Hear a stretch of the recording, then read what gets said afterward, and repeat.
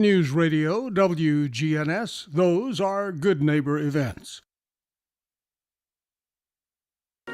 Rutherford Issues with Brian Barrett on FM 101.9 and AM 1450 Murfreesboro, FM 100.5 Smyrna. Listen and watch at wgnsradio.com. Rutherford Issues is powered by Middle Tennessee Electric. They offer more than just electricity. Their community outreach team collaborates with schools, parents, and students to create engaging learning experiences. MTE, serving to make life better since 1936. Our interview on air, radio, audio streaming, but on video on Big GTV, presented by Turner Security and TechCore. Time to talk to Butch Vaughn this morning. Rutherford County School Board member representing Zone 6, but when you're on the school board, you're representing all of Rutherford County, aren't you, Butch? Yes, you are. Yeah, it's a great thing. You know, we've got the best school board, the school system, I think, Brian, anywhere in the state of Tennessee. You know, when you look at the results that, you know, we've got level 5 schools that are, I think, 32 of them, I think, and you know that's a top level you can get, and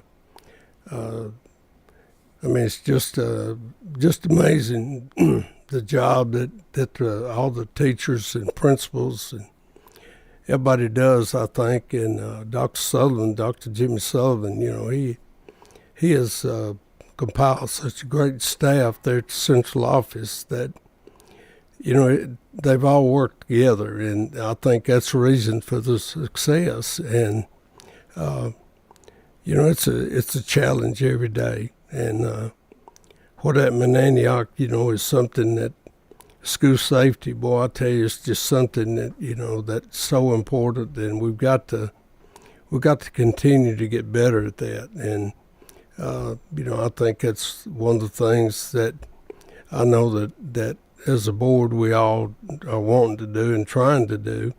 And Dr. Sullivan, you know, he is really a great leader. Mm-hmm. You know, he reminds me a lot of Harry Gill. You know, Harry's the best superintendent I ever worked for. And but you know, he's very approachable. You know, and he's a common sense guy. And but he has great leadership skills, and it's shown, I think, in result. I think everybody supports him. Stay involved now. You know, we've basically been going to all the schools, trying to just meet the principals, and every one of them, you know, support everything Dr. Sullivan's doing. And that's a pretty unique thing when you have a school system as big as ours. You know, we have over 52,000 students, and we have close to 7,000 employees. And you know, that's a little city in a way. Oh yeah. You know, but yeah, it's just a city that's spread out over an entire county area. Right. And you know? Boy, I tell you, it's, you know, it's amazing how diverse this county is. But man, it's so enjoyable to go and visit schools and just see how well these schools are doing. You know, when you go in there and the kids are happy and laughing, you know, and that's a pretty good indication. You know, school safety, I know, it has to, when something like that happens, and when it happens in a neighboring county, I know it just has to make anyone who's an educator just stop and think. And with the number of schools and kids, and as big as the system is, you know, every day you walk out that something doesn't happen, we have to be thankful. I mean, it's almost like it's only a matter of not if, but when, and you know, and doing everything you can to prevent. Right. And I'd like to say, you know, that Sheriff Truman Jones started the SRO program, and boy, I tell you, Brian, I was a principal that had the first SRO, Bill West, and people don't understand how bad things used to be and how much the SRO program has helped. And the main thing about the SRO, it's not that we got a law enforcement officer at the schools, but the valuable part of that is they develop relationships with these kids, and kids want to be safe.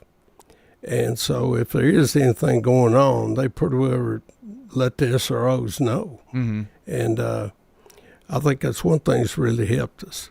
But, you got to always be on alert, because I know I met this week with Representative Mike Sparks, and we've got an epidemic in our schools in mental health and teen suicide, and the what happened at Antioch. The kid had a mental health problem, and we're trying to, Mike and I, and Mike's doing it at the state level, and we're trying to just support him and what he's doing, and trying to develop some type of programs to help recognize this and deal with it, before things happen. Speaking of that, he and I talked about it just a little bit yesterday, and see something, say something. I've heard that it's happened, Correct.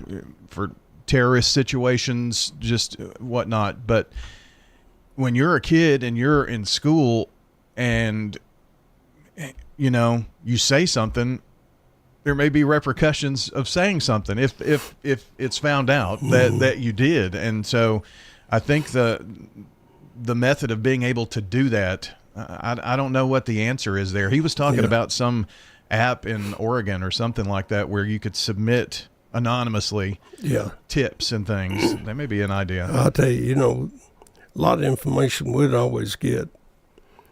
Kids would let us know, mm-hmm. and it's when kids let you know, it's a confidential thing, and I think the SROs do it in a way that nobody really knows where it came from.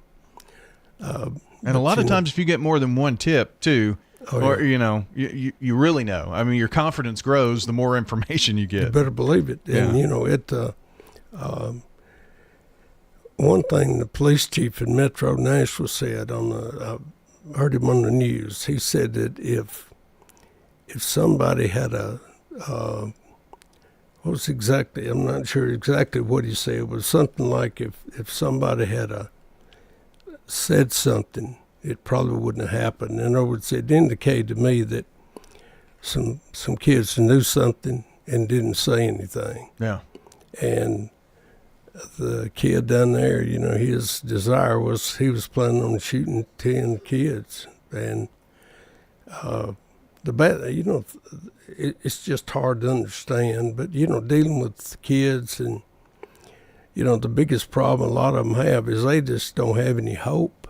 And, when you take hope away from anybody, it's a problem. Yeah. And, you can't tell them about Jesus Christ. You wish you could, but you can't. But again, kids have just got to understand there's always hope. As long as you got breath in you, there's always hope. For someone to have that going on, there are a lot of people that want to place blame here and there, blame, on guns and whatnot. And I'm not here to even talk about that, but we're avoiding the issue, and you hit on it. The issue is mental health. Right. Guns don't shoot. Guns, I never killed anybody. It's people that's shooting them. That's the problem. Well, I mean, there would be if there were no gun in this situation, there could have easily, if he intended harm, are other ways to be able to do that. People have the mind made up, they're going to do it. And, just like the guy in New Orleans with the car, using the car as the means to inflict harm. And to be able to recognize this and head it off at the pass, I mean, gosh, I know those people down there looking around and saying, hey, gosh, where did we miss? What did we miss? And I'm sure the parents are the same way. But when a kid goes in a room and stays on a computer all the time with the door shut, I mean, parents, if you're listening, you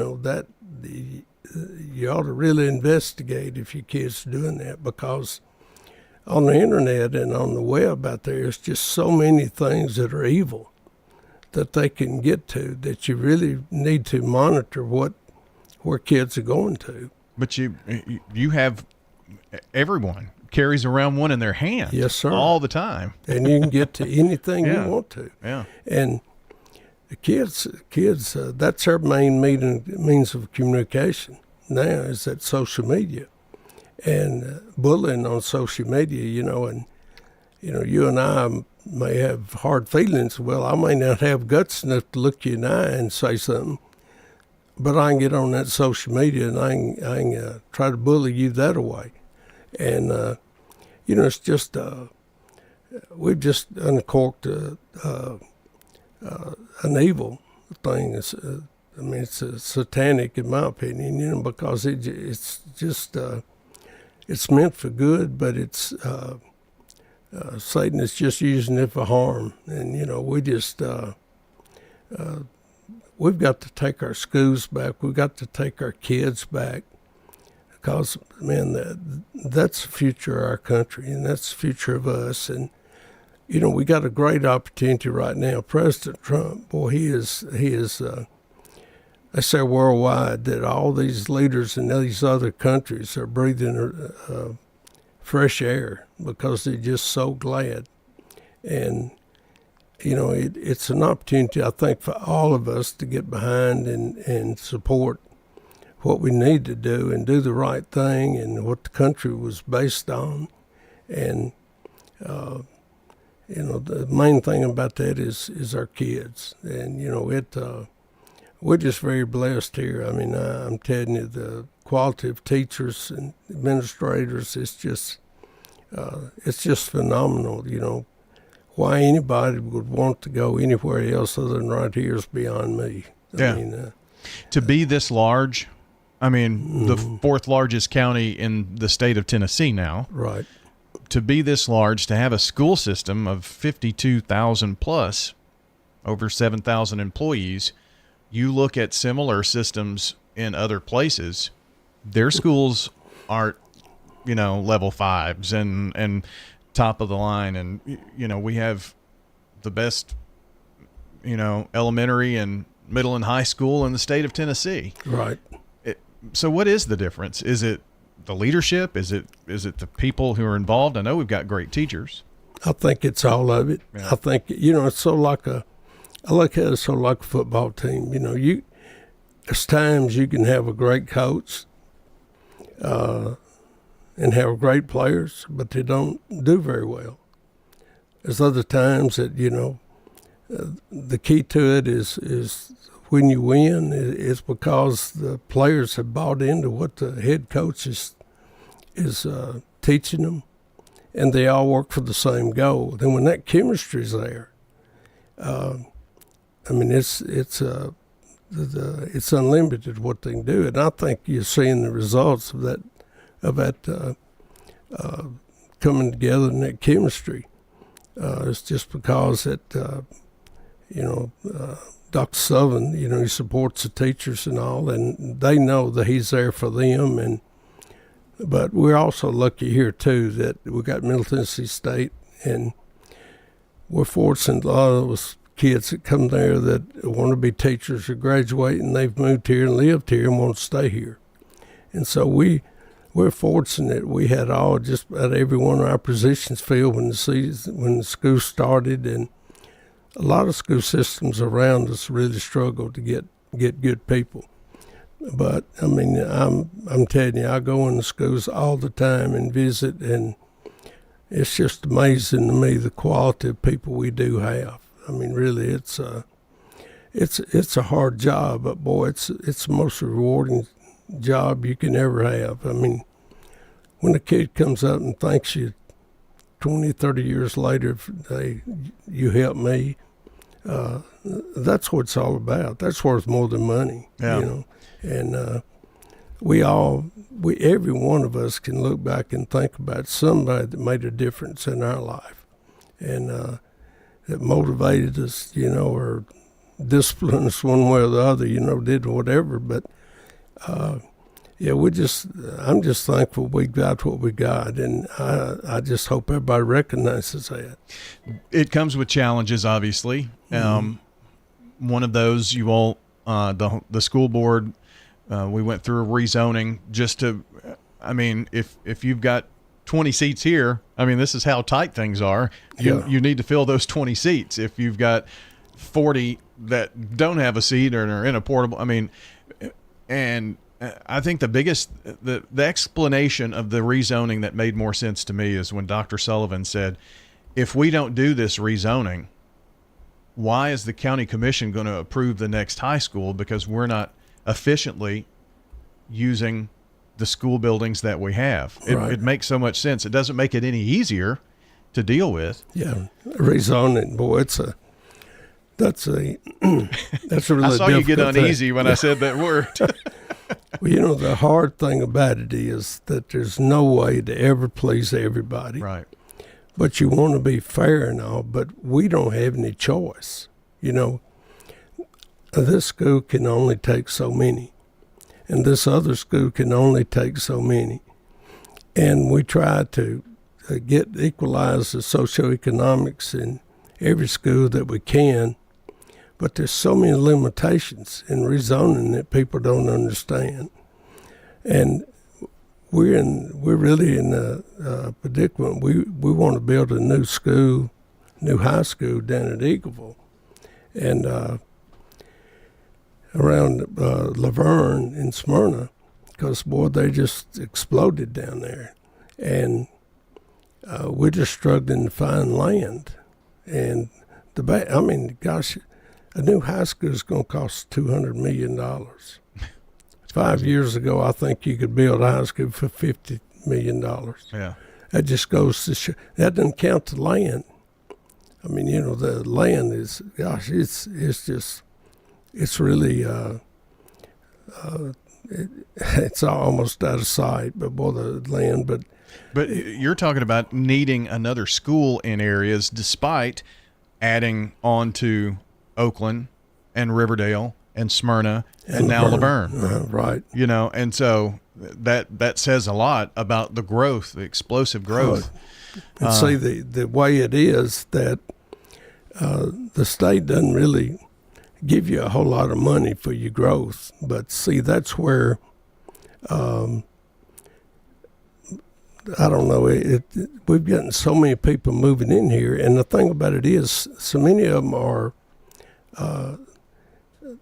what we call ESL, English as a second language, that English is not the primary language. And, we've had to hire so many new ESL teachers to deal with those type of kids because, you can imagine, Brian, that if a kid if you're a teacher and a kid comes in your class, he can't speak a lick of English. Mm-hmm.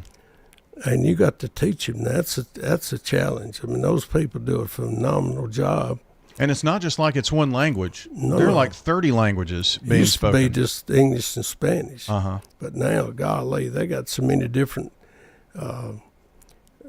languages. I don't know how they keep up with all of it. But, gosh, it takes like 4 years for a kid that comes in here with that can't speak English to be able to pick it up and be proficient in it. So, that's a challenge, but I think we let the secret out, and I think everybody's figured it out. Murfreesboro, Middle Tennessee is a pretty good place to come to. So, I think we've got someone here on the line that wants to say something. Do we have the caller?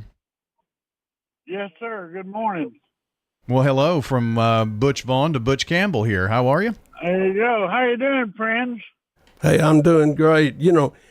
Butch, if our teachers knew that you and I would be in the positions we are in you on the city and me on the county, that they'd probably turn over in the grave. I know they would have if they knew I was in this position, but Butch and I graduated in the same class, and we grew up together. And so we're homegrown. They couldn't run us off. But Even though we tried. I tried, yeah. Yeah. But Butch is, he's been a phenomenal educator and does a great job of that city. I just want to say thank you. Number one, thank you for what all you've done for Rutherford County and all the kids that you had influence on, and also to Brian as well. He does a heck of a job. Good old Walter Hill boy, and we've done something good somewhere along the line. Right. Well, I appreciate the call, Mr. Campbell. I thought you was going to volunteer to come up and vote on the books for us. Well, we voted on one book, and you know that fella, my goodness, don't get me started on him because it would last for a long, long time. Hey. Well, I know you all have a lot of fun. Butch, I appreciate it. Our time, unfortunately, has kind of gotten away from us, but it's been a good day. Appreciate you, Mr. Vaughn. Hey, Mr. Campbell, I hope you and Janie are doing well. Janie had knee surgery, and Butch just had shoulder replacement surgery even before that. So, oh, wow, yeah. They got a house full of help, so I hope y'all doing well. But, Brian, thank you for doing what you're doing. I appreciate that. Butch Vaughn joining us today here on the show. When you turn to Turner Security,